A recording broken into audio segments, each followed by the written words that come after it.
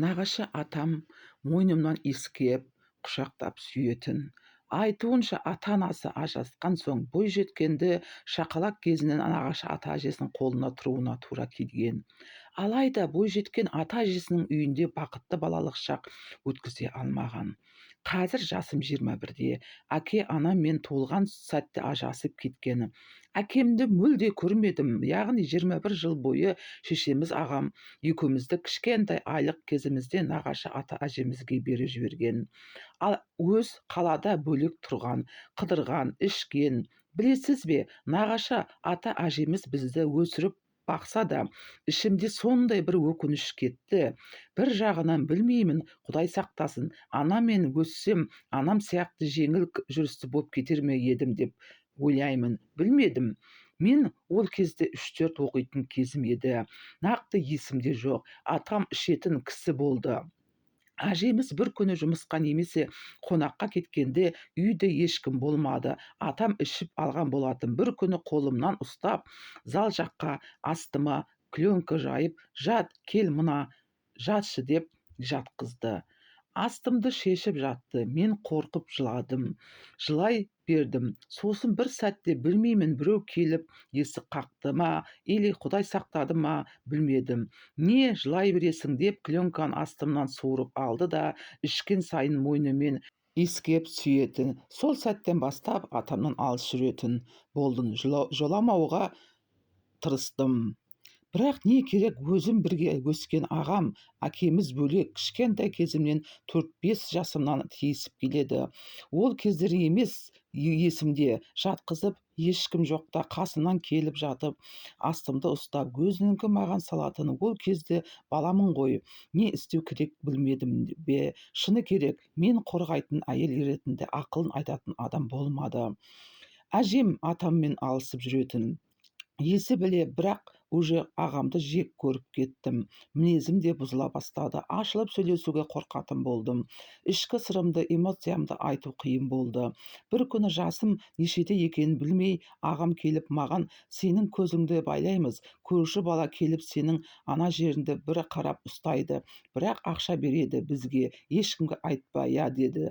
Мен келіспедім. Ағамнан жиіркенем. Жоқ дедім. Сразу не болды? Бір ұстайды да кетеді. Білесіз бе, ағамның жасаған әрекеттерін бойжетіп келіп, қыздық перде жайлы білгенімде қорқатын болдым. Ең жаман, бізге сол нәрселерді айтып түсіндіретін адам болмады ғой. Қорған болатын. Қазір тұрмыстамын. Атам қайтыс болды. Ішім бір түрлі болса да, ол қайтыс болғанда ішімде оған деген реніш кетті. Себебі ол мені сондай жамандыққа қиды.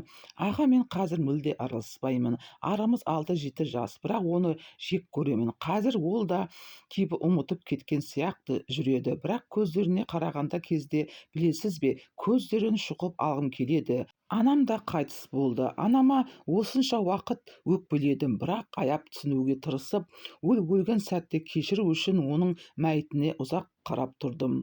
Шын жүректен кешіруге тура келді. Себебі о дүниеде онсыз да мен үшін сұралатыны білем, бірақ өкініш бар, бәрібір балалық шағым.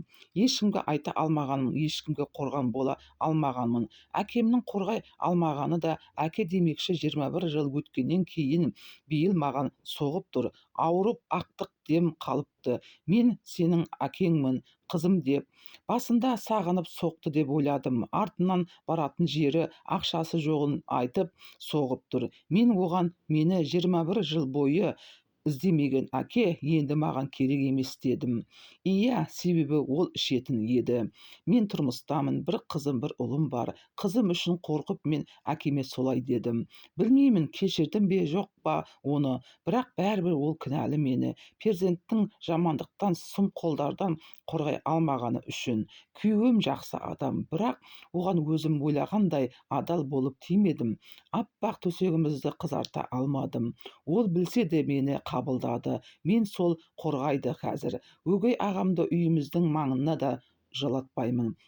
Мен аналарға айтар едім, ешқашан қыздарыңызды ешкімге, тіпті өз әкеңе де сеніп қалдырма.